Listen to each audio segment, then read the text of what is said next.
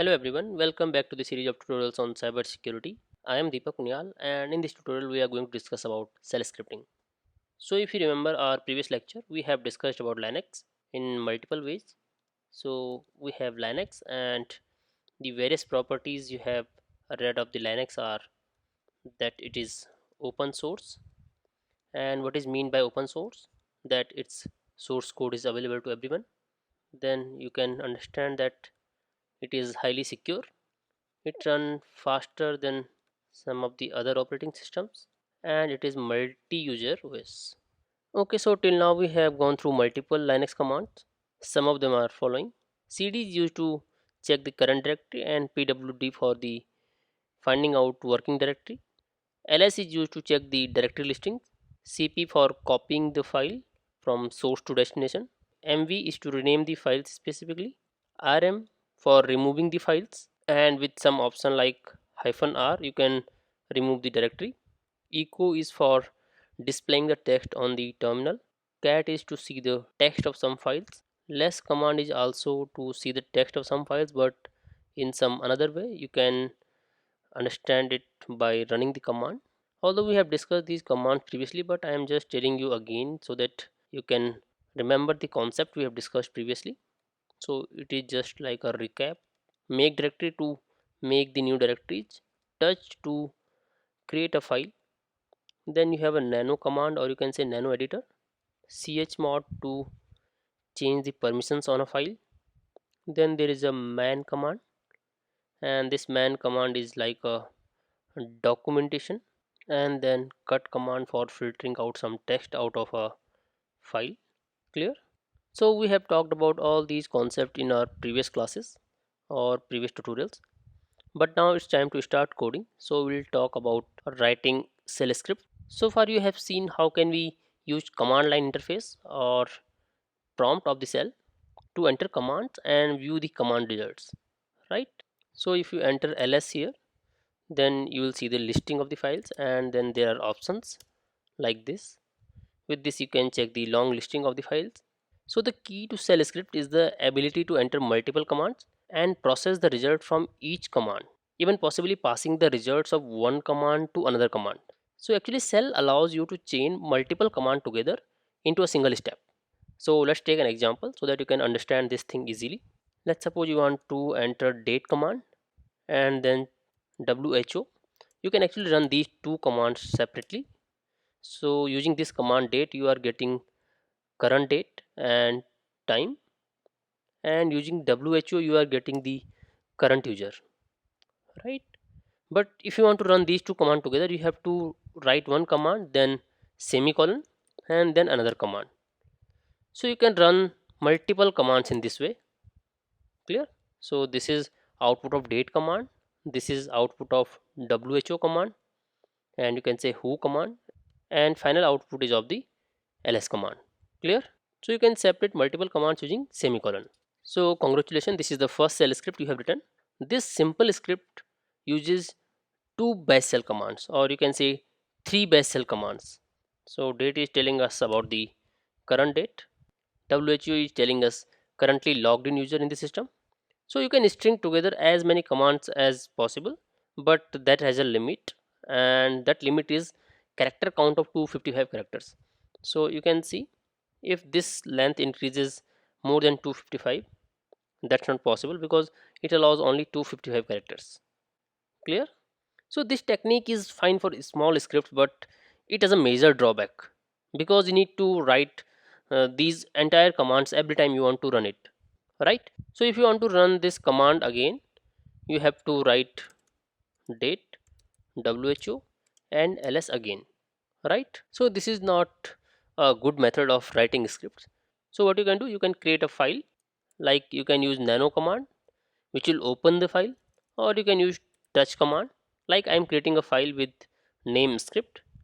So you can see here a script is created for you. So you can write multiple commands inside this file and run whenever possible. This is very simple to create a script file. You should have a text editor. You can either use nano editor or any other text editor whichever you have in your system, and then specify the cell in the first line of this file. So what you have to do, you have to use a pound sign, or you can say hash symbol. After that you have to use exclamation mark, and then provide slash bin slash bash. It's not only that you can use slash bin slash bash, but you can use any cell that you want to, but you have to provide that in the first line. And this is also not the case that this is your default cell, right? If your default cell is bash, you can use here any other cell also. Suppose I have default cell as slash bin slash bash, and I want to use z cell in my script, I can use that. Clear? But right now for the convenience I am writing slash bin slash bash. Okay, one more thing. Normally it is comment when you use this pound sign or hash sign, but first line is a special case which tells the cell that is used by user to run this script, right? This is my default cell, but you can use another cell also if you want to run your program under another cell. Clear? So let's start our first script, and let me show you that this is comment. Comment are generally used for the clarity purpose. Now I am writing those two commands, date and who. You can also write these lines in single line, but I am not doing that. Okay, now you have to save this file. So now this file is saved, you can see it here. You can also check the content of the script. Clear? Now you can start running this script. So you have to write a script. Now you can see it is giving us a message, script started, file is TypeScript, but not giving anything else. I will write a script again, and it is not running. Clear? So why it is not able to run this command? We have given it a path of the file, right? But it's not able to run that. So cell generally needs a path variable to find out the commands. So if you echo the path variable, you will see that these are following paths. So what is the problem here? Only these location will be looked for the commands, right? If your file is inside these directories, then you can run it easily. Clear? But in our case, if you use pwd, it is in desktop, so it's not possible to run it like that. Clear? But we can sort out these things in two ways. What we can do, we can add our directory in this path variable so that it's able to understand this command, script command, right? But I think that is not the great way.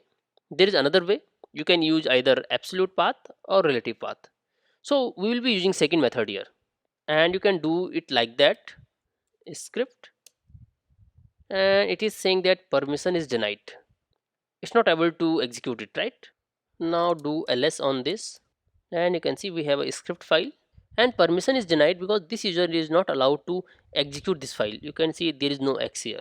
So what you can do, you can change it using chmod, and then for this thing you can use 7, and for other two you can use 4, which is already there, so you don't need to make any changes there. And now we have given it permission of execution. Now check ls again, you can see file color has changed, and now this is coming rwx, r and r. Now this user will be able to execute the file. Just try to execute the file, use dot slash and then script. Can you notice one thing here? I have just written s and then given tab, and this completes the file name.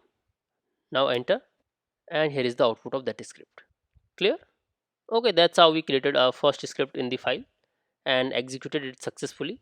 But you can see we are just writing two commands here and executing these commands. You can also do one more thing.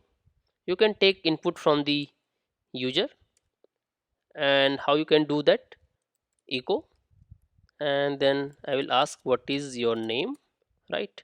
Then if user want to provide some input, you have to use this read and then variable name. So whatever comes inside that variable person will be that thing what is entered by the user on the cell, and then you can print it, echo hello comma, and then person.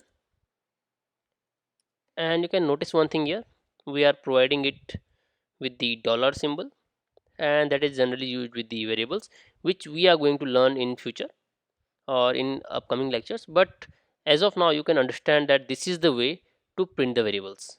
Clear? So we'll just run this program. I will clear this. What is your name? I am entering Deepak Unyal, and it is saying hello Deepak Unyal. Clear? So that's how you take input from the user. I will tell you one more thing here. If you want to make this variable read only, you can use read only here, and when it prints hello person, after that I will try to make some changes here. So in person, I am trying to allocate some another name, maybe Python. Clear? So just see what happens, and you can see here line 7 person read only variable. Clear? It has asked me what is your name, and then it is saying that it is read only variable, so it is not able to change it. Clear? If you want to change it, you have to write read, and then you can echo another time hello person, your name has changed. Right? I will execute this command for you again. What is your name? Deepak Unyal. Hello Deepak Unyal. And after that, hello Python, your name has been changed. So that's how we write scripts, or we can say shell scripts, and run those scripts in our shell. Okay. So I think this is enough for this lecture. In the next tutorial, we are going to proceed a bit further and talk about variables. So till now, if you have any doubt or query regarding any of these things, you can write in the comments, and I will try to respond back. So see you in the next video with some new concept. Till then, thank you so much.